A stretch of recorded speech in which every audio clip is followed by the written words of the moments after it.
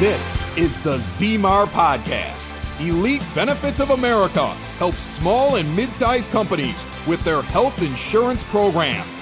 And now, your host, Butch Zemar. So today we're going to talk about solving problems. Most things that people try to resolve, they usually attack it the wrong way. And I'm not speaking for everybody. I'm not an expert or a therapist for that matter, but I'm going to share some things that I went through when I was in the Navy.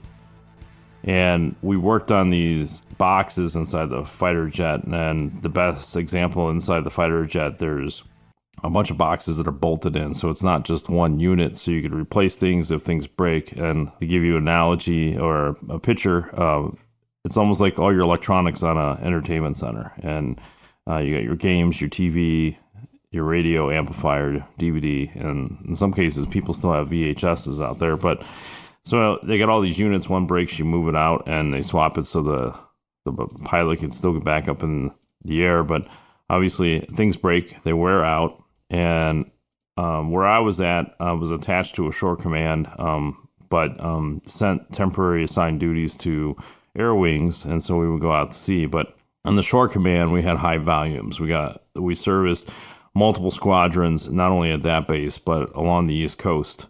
So a lot of times especially when squadrons went out to sea and then they came back, they dumped a bunch of gear on just to double check things, or sometimes I think they made some stuff up just to get it out of their shop to give it to us. But we had to get the gear in and get it out, right? So we worked on all kinds of stuff, such as heads-up displays, obviously, so the pilot doesn't have to look down. They're right on the screen. Top Gun emphasizes this quite a bit. You got flare cameras, which pick up like infrared radars. And then we had row, pitch, and yaw computers. And then radar systems, receivers, senders, all kinds of stuff. And there's many, many more things that we worked on. And to aid in this troubleshooting, we had these big, huge computers. They were about 10 feet long, 8 feet high, give or take. Some of them had extra bays, so they were all in bays. So it was 10 feet of bays, and each bay was probably 2 feet long.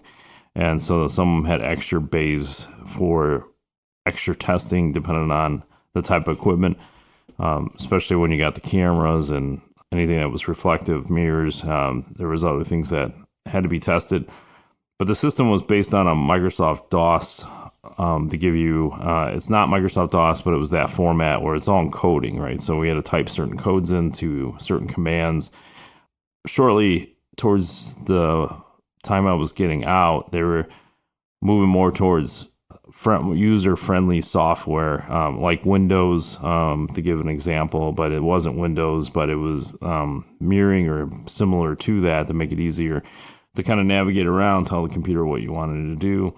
Inside this big, huge computer, they did the voltage test, resistance through their meters and oscopes, and that's the thing, kind of like your EKG, where there's a little line that goes up and down and measures waves. It's all built into the computer. Years ago, we did it manually, and we still had to do some of that manually. The equipment was still available, and once in a while, we just had to probe the whole thing ourselves just to see if we're missing something and try to go through the process. But computer more or less did this internally. This computer was trying to make it easier for the servicemen and women that are working on it. Years ago, I heard this analogy where it was kind of like, the harder the work, people complained, right? I'm talking about coal miners and manufacturers. It's almost like God's listening when people say, hey, I hate this job, this should be easier, and then God empowers the people, the minds, to make things better, and that's essentially where it came to. When you look at old school electronic technicians, they will probably say it's the end of the time just because the computer's doing a lot of the work, but we still need intuition, right? So they do the heavy lifting and produce data and results, but we need the experience to solve the problem. Trial and error and intuition comes with that as well. And eventually, over a period of time, we see things before it actually occurs. So it makes it easier to get things resolved with these boxes.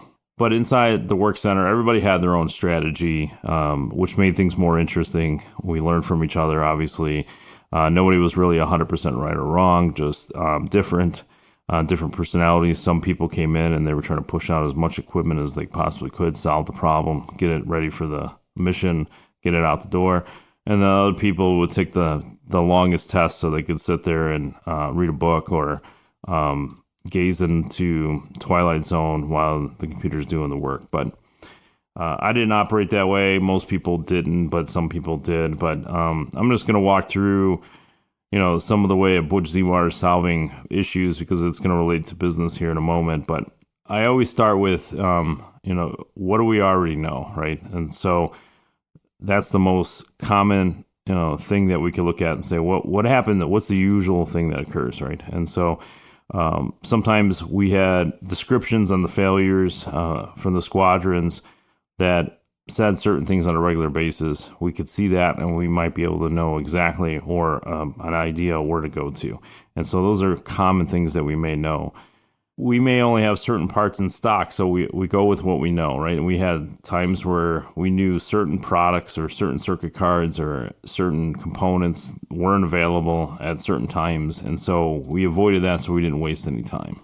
So more or less, we perform these tests with information that we already knew and try to move things faster. We would cannibalize parts. We'd move things together. We would probably run certain tests versus others to try to basically shortcut and figure out if there's a fault.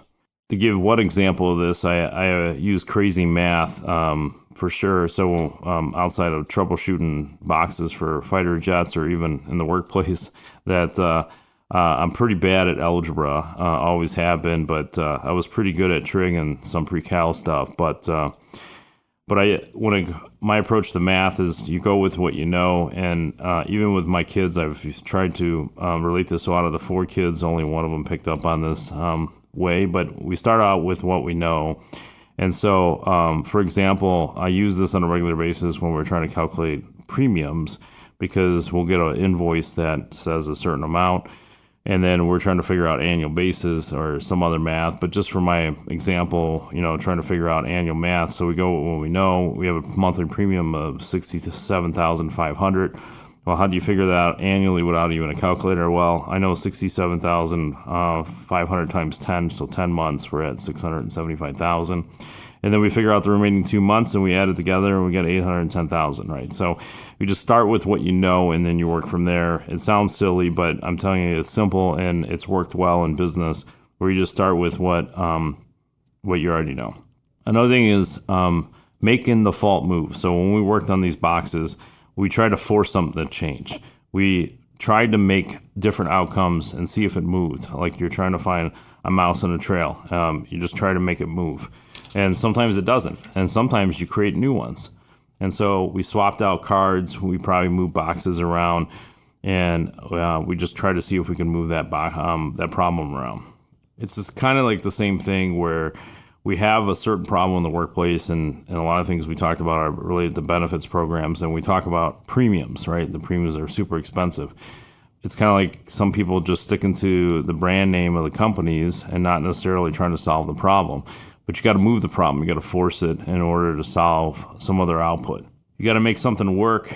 Sometimes it's one step at a time. There are times where we do something and all of a sudden the whole box works, but we can't figure out what we just did. And so you have to trace it back and try to figure out, okay, what just happened? We can't just say we move a pawn chess piece and something worked and not know what we just did. We have to go back and try to figure it out, not only for future reference, but also we have to notate the box and we have to resolve that issue in the box because maybe we didn't really solve it yet.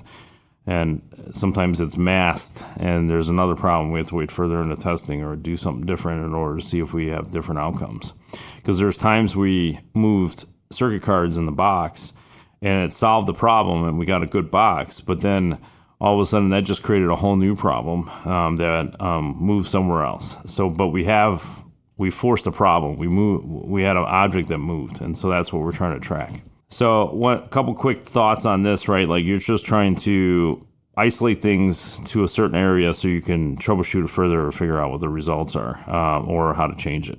And so crossword puzzles, I would say I'm fairly good at it. I'm not good at words, but what makes it easier for me is if you break down the crossword puzzle in smaller pieces, your eyes move faster. And so you could actually do a process elimination faster, and you can tie obviously the words together. It's the same thing with moving cards around, where you're trying to isolate the thing to a certain area of the problem. And the same thing goes in the workplace, and I'll get to that too here momentarily.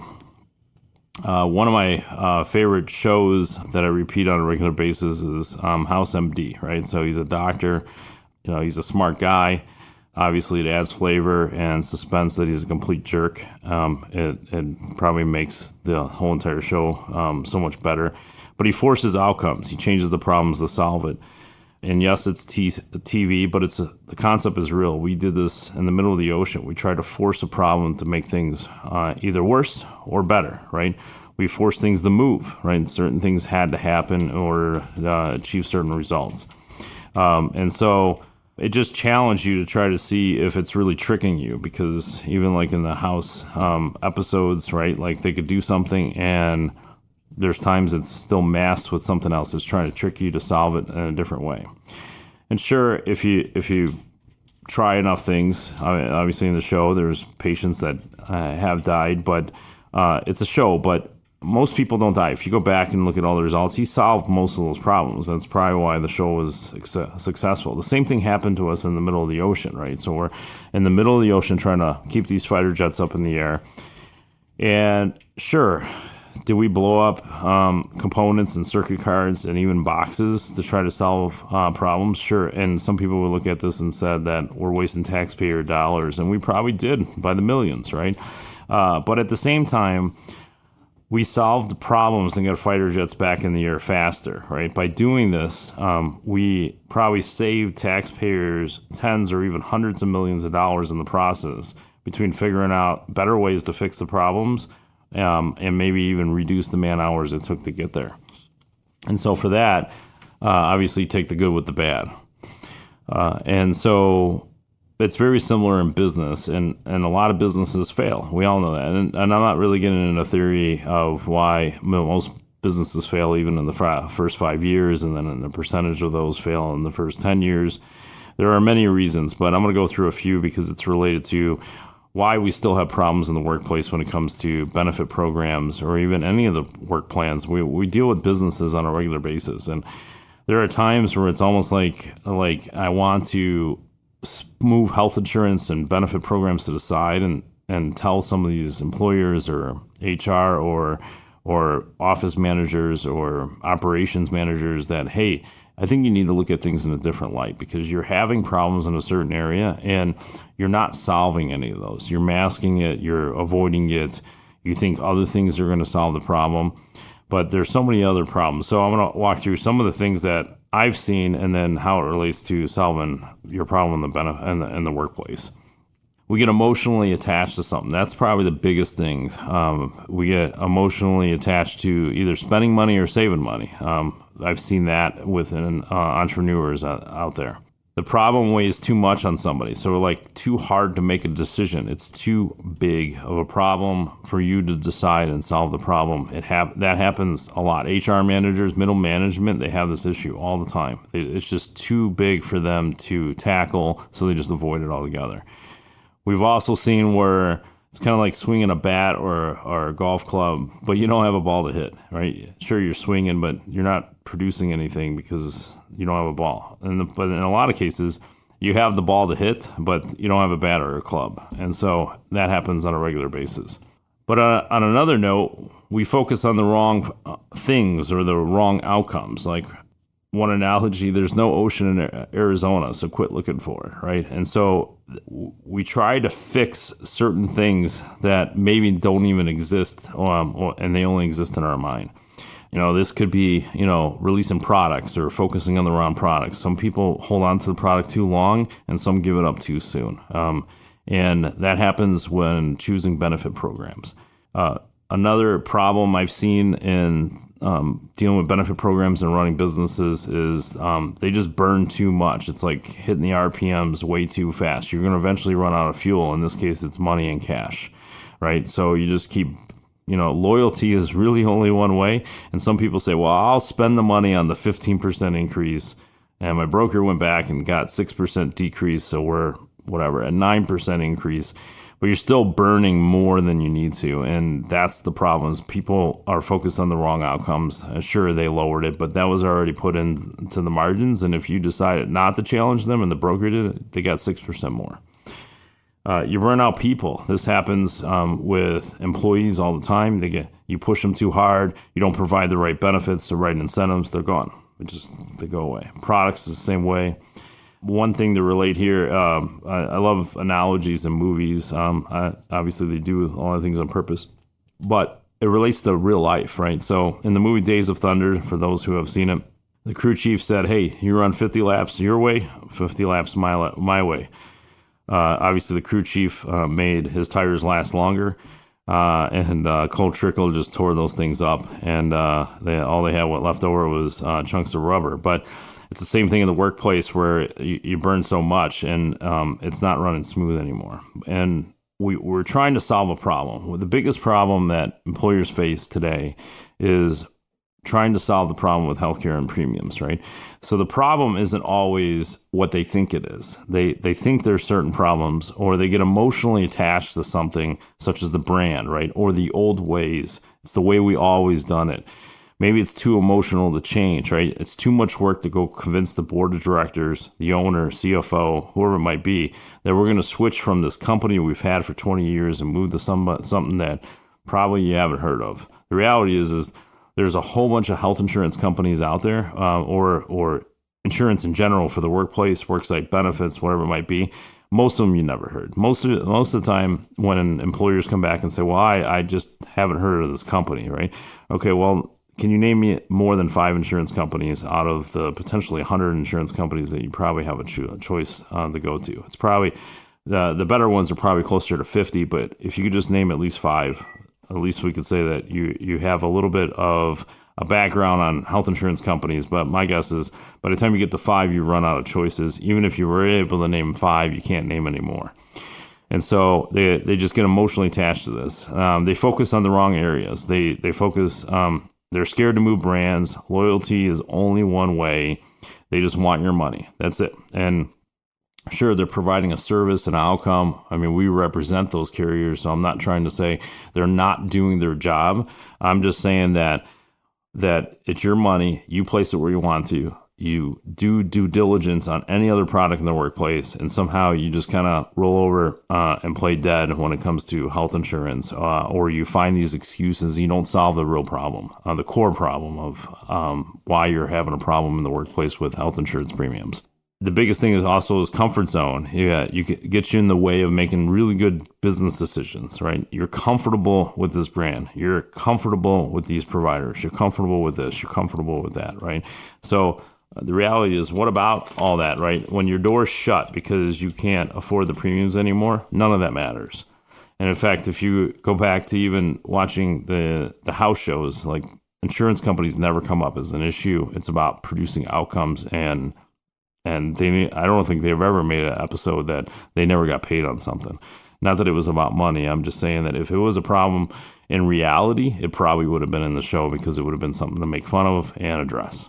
But when it comes down to providers, a lot of times they blame, or people, HR, employees, they blame the insurance company. My insurance company is not allowing me to go to the doctor. But I'm telling you, from my experience now, could there be a chance that the insurance revoked privileges for that provider to be part of their network? I'm sure it's possible. But in most of the cases that I've experienced, 20 years in the business, is that providers have a big ego and they decided not to sign the agreement with the insurance company. So my recommendation is go talk to your doctor and ask them why their ego is so big that they can't be part of a network that their employer is providing. Why do you have to blame the employer, and why do you have to blame the insurance company? It's available to them. All they have to do is assign and agree to the terms.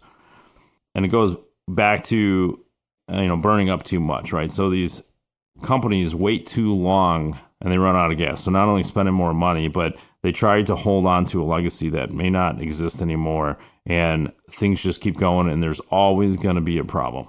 So sometimes you just have to leave it in faith. And one example of this is, so we have companies, we do this all the time. We take them from a carrier that they've been known and loved for years. It's just the premiums are getting too great, right? So we provide another solution, giving employees access to similar, same, or bigger network. Nothing really changes.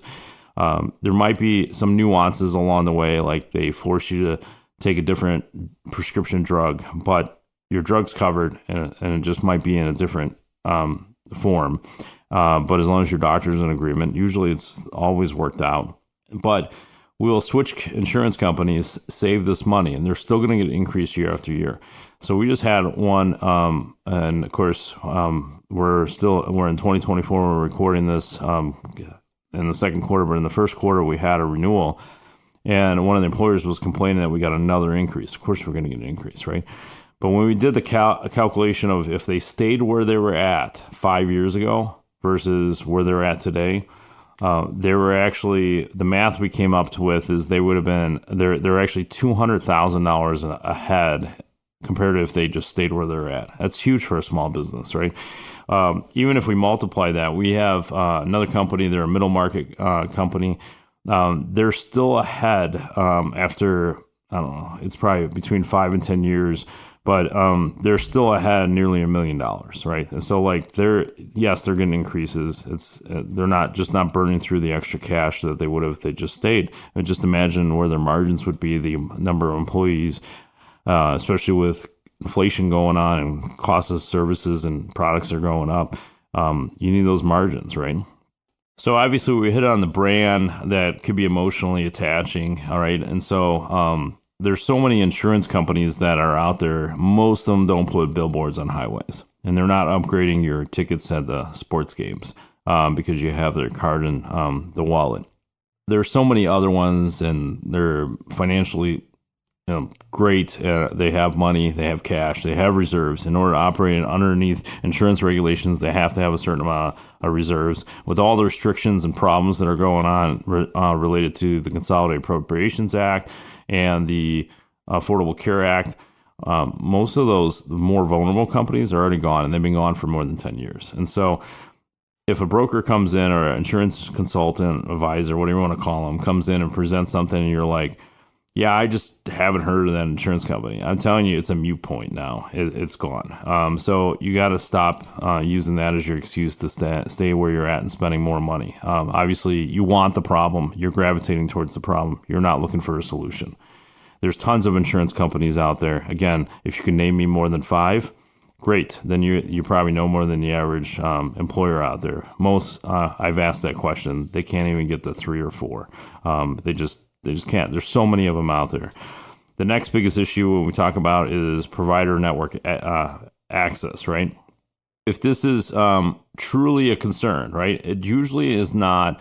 And people get emotionally attached to doctors. Doctors are great. Like in certain areas, maybe there's a connection, but I'm telling you that in most doctor's office, they don't know you. They might recognize you, but they don't know your history all the time. They're looking at a chart before they're walking in the door, and they're evaluating. And no fault in that. It's the way the system is. Sometimes we have to deal with that with our own clients, where we know the name and we don't know all the personalities. Sometimes there's HR managers that keep changing, and that's an employer thing. But like sometimes we just have to look at the cliff notes and try to figure out what's going on. So when we talk to them or bring the new employee up to speed, new HR, new CFO, bring them up to speed, right? Like, there might be things internally that we don't know. The same thing, the patient may know more than a doctor, but again, like if it's really a truly concern with the provider, why don't employers out there just eliminate that problem? Just eliminate it. You can go to any doctor, hospital you want to go, anywhere in the country, right? You just pay your deductible, your co-insurance, your copay, whatever the arrangements on your current plan. Go anywhere you want. No restrictions, just go, right? The way health insurance used to be. Again, just eliminate it. So we have out-of-pocket expense issues, right? Some people are like, in order to lower costs, we're increasing their employees' exposure. Sometimes in in certain situations with employers, they're doing reimbursement arrangements to reduce their employees out of pocket. Why don't you just eliminate that issue altogether, right? You could actually gain access to high quality provider networks and actually eliminate their out of pocket and copay needs if they attend those facilities. They're highly rated. And a lot of times they're local, or you could technically, tell you what, if you're a $500 or 1,000 employees or larger, and you could probably even do it smaller. If you have a regional hospital in your area that's actually everybody's comfortable with, you could actually go talk to their administrator and negotiate a contract. If any of their employees go there, the health plan pays it, and there's no out-of-pocket expenses. They do this on a regular basis. You got to think outside the box. And if you work with a insurance broker or advisor, they probably already have these contracts already put in place. They just utilize it for your company. Just eliminate that issue altogether. You go to these providers, there's no issue whatsoever. There's no out of pocket. In fact, you could actually arrange it that if your employee needs specialized care due to major health conditions such as cancer, you had a heart issue, whatever it might be, right? There's this circle of providers that are the highest quality outcomes of medical care. And it's not down the street facilities, and it's probably not the one that you see on advertisements or even in your local town or major city. It may be another place, but they have quality ratings and there's documents to back this up. If you get diagnosed with cancer, these are the facilities you want to go to. And you could actually put together a program that can provide them access to them and to these facility. And most of the cases, they're actually a lower cost than the one that you would have went to. And you could actually make their out-of-pocket zero when they get diagnosed with a major condition. What kind of loyalty would that create for your employees to the company? It would just be tremendous. We have some employers out there that go one step further, especially the larger clients. Obviously, they got more cash. That not only will they allow their employees to go to these facilities and have the health plan pay 100% of the cost, the employer actually helps with the reimbursement of travel expenses to get them there. And so just think about that. You work for a company, or you're the owner, CFO, HR, and you're providing a benefit that your employee can get access to the best quality care in the country, take care of their medical needs, and eliminate their financial concern of out-of-pocket expenses while they're there, and then pay for their housing and their travel expenses. What kind of outcome would that make for that one employee, right? Maybe their health will get better faster as the first thing, but maybe some more loyalty to the company, more productive employees. And again, most of these facilities have better outcomes than the more common name ones that you may be familiar with. And obviously the last one is you always have employee issues, right? But if you do all the above situations and make changes, and it's a multi-year lookout, right? You can't do this overnight. It's going to be years in the making, and you can't just keep switching advisors. You'll never get in the middle of it. You got to find an advisor that's willing to have a multi-year lookout and start working on it. And if you do all those things, the employees will stay. You'll have better quality employees, more productive. You'll be able to attract, and you're going to have their friends want to work for your company. You won't have to worry about recruiting. And that's happened. It's not fictitious. And so most companies don't do this. And so you have to learn how to solve the problem. And I walked through a bunch of examples, and the health insurance is one of the top 3 expenses for a company. And you got to solve that problem. You got to tame it. You got to reverse it. You got to have control over it. You got to know where the numbers are coming from. In most cases, they don't, right? They just keep repeating the same process over and over. So then we always have the problem. So obviously, you need a playbook, so get your playbook at elitebenefits.net /playbook, and then maybe you could start producing better outcomes and repeat the process in a better way and reverse that trend.